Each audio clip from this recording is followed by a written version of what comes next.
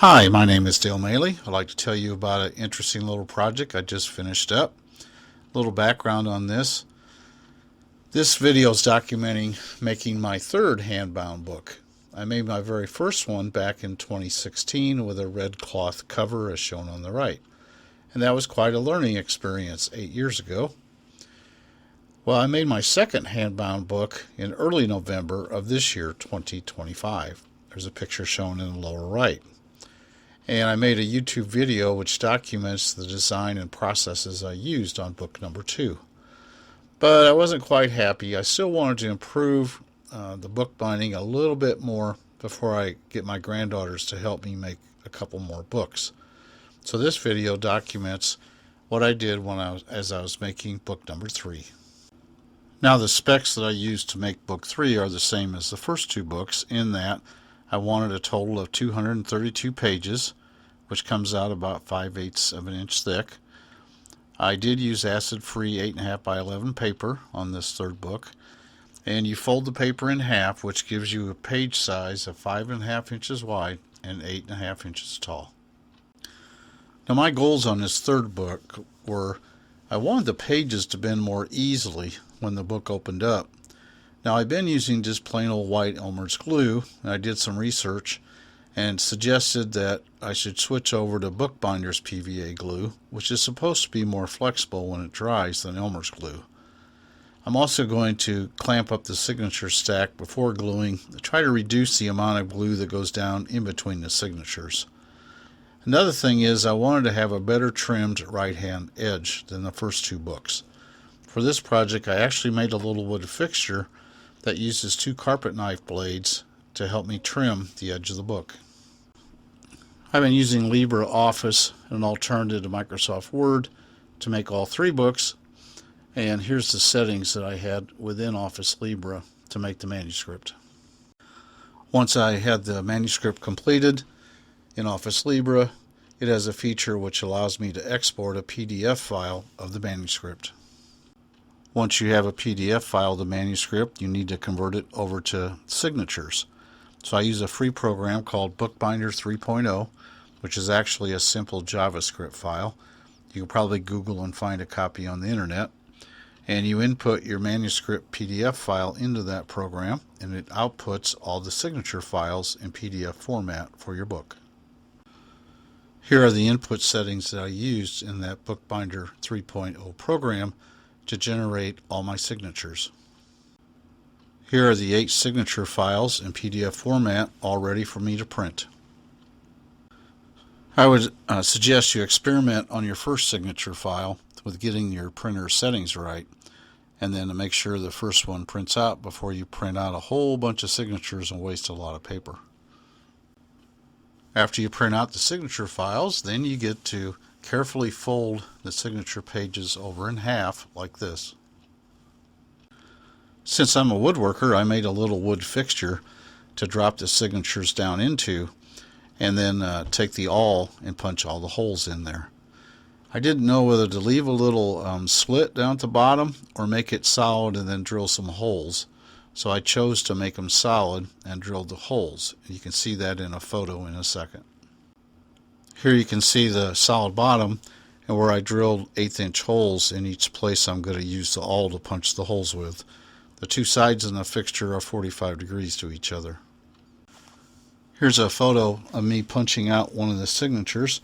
I use a little card in there to tell me where to punch at. And previous projects I didn't punch deep enough and my thread needle got hung up a little bit. So I double checked to make sure I was punching deep enough. And boy, this little fixture really worked nicely. This drawing's left over from the first 2 books, but it shows the spacing of my 6 holes. And on this third book I did not use any ribbons. I just used a piece of cheesecloth over the edge of the book stack, which you'll see in a minute. Before I started punching the signatures, I took them all and I put them in the vise with 2 boards and just clamped them for 10 or 15 minutes just to flatten them out as much as possible before I opened them up and punched with the awl, punched the holes in. Now in book 2 I used the same decorative paper to put around the cover, and I did not get the best creases there where it goes over the edge of the book. So this time I went ahead and pre-bent the cover material before I glued the cardboard on it.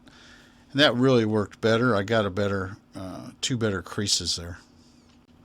So here's a photo after I glued the covers onto the cardboard, and then I folded the decorative material over for the covers and glued it onto the cardboard. And here it's completed drying. Now on the first two books that I made, I used plain old Elmer's glue on that. But one thing I wasn't really happy about was how stiff the pages were. This is book 2, and you get an idea how difficult it is to open the pages. They're really stiff on that side using the Elmer's glue. So I did a little research, and supposedly if you use Bookbinder's PVA glue, it's more flexible than what the Elmer's glue is, which means the pages should be easier to bend or open. So I got some Bookbinder's white PVA glue and used it on book 3, and it dried last night. And I'm really happy this morning because when I open it up, as you can see, it's much easier to bend the pages. So I think maybe that's a secret I discovered here, was that maybe I shouldn't be using plain old Elmer's glue. I ought to use real Bookbinder's glue. So this is book 3, and our next step will be to trim the edge over here, and then we'll glue it into the cover, and I have cheesecloth here to glue it into the cover of the book. After I glued up the signatures and let them dry, I was ready to trim the edges of the right-hand side of the book. I've been doing that with a straight edge and an X-Acto razor blade knife, not getting very good results. So I actually built this little wood fixture, and you can see the white book clamped up there. On top, that yellow sliding block, you can't see it very well, but I ended up putting a new razor or carpet knife blade in each side, and then sliding that against the white cover and cutting a few pages at a time, trim it off. And I found that if I was very careful, I could get a better result when I got with a straight edge and an X-Acto knife. When I got done, I did hand sand it with 80 grit and then 220 grit. And it's not perfect because the blades actually bend a little bit, which gives you a little bit of a tapered edge. I don't think it really matters though for these hand-bound books. After I trimmed the edge, I was ready to glue the book signatures into the cover. So I used the same kind of temporary clamping fixture I used on book 2, which lets me put the glue on with a brush on both sides of the book stack.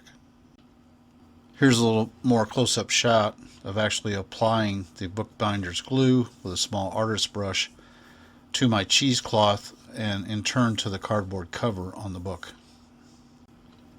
And here's a photo of the finished, completed book number 3. It's laying down right now in this position. Here's a photo of the finished book standing up on an edge. Now let's look at a short video, and I'll actually handle the book to show you how flexible it is. So we just finished up book number 3. So let's take a look at it and see how we did. Here's the outside cover, very decorative cover. I think my granddaughters will like that cover. Let's open the book up. I have plain vanilla on the inside. I've got a nice even joint around the border over here. Not perfect, but it's pretty even. I think I have the same thing on the back. Yep, got pretty even border all the way around the back. Got a good joint here. Can't really see anything bad or anything in here. Here's the book. What I do like on this, the pages are easier to operate on this one. And I think it's because I use Bookbinder's white PVA glue and not white Elmer's glue. And if I play around with the book a little bit, I got a chance at being closer to laying flat, halfway open, than all the previous ones. So I would say the Bookbinder's glue does make a big difference in terms of flexibility of the pages when you're done. Another goal I had was to have a smoother joint where I trim the edge. I made up a special tool that uses 2 carpet knife blades, and I was able to carefully trim it, and that's the best trim job I've done in all 3 books that I've done. So all in all, I'm pretty happy with this book. After doing 3 of them, you learn something every time. So I think at this point I'm ready to do a project with 1 or 2 of my granddaughters. So I was able to accomplish my main goals on this book number 3. I wanted to have more flexible pages by using Bookbinder's PVA glue instead of plain old Elmer's glue, which it worked. And I want to be able to do a better trim job by using my own razor blade fixture, and that worked better as well. And then overall, for number 3, I just wanted to keep improving the quality of my book, which I did. So one always has some lessons learned doing bookbinding. So some of my lessons learned were I was happier with my serial number 3 book versus the first serial 1 and 2, which proves the learning curve is still alive and well. My homemade trimming fixture did the best job yet on trimming the edge of the pages, and my pages are more flexible to bend using the Bookbinder's PVA glue instead of plain old Elmer's glue. My little fixture I came up with for punching the holes with the awl really worked nicely on this project. And I also tried folding the cover paper before gluing it to the cardboard to give me some better creases on those 2 main creases, and that I was able to accomplish as well. So some closing thoughts on this project. Manual bookbinding can be a very fun hobby. It's also a relatively inexpensive hobby compared to some other ones. And there are many possible designs and processes to use to bind a book. I would suggest you build several of the same size and find the design and process techniques that you like. I'm to the point now after making 3 books, I think I'm going to involve some of the grandkids, and they can help me make a couple of books that they can then keep. And I know they can fold the signatures, they can help sew them in, and they can probably help cutting and gluing on the cover. The rest of it is a bunch of gluing and long waiting time, which I'll end up doing myself.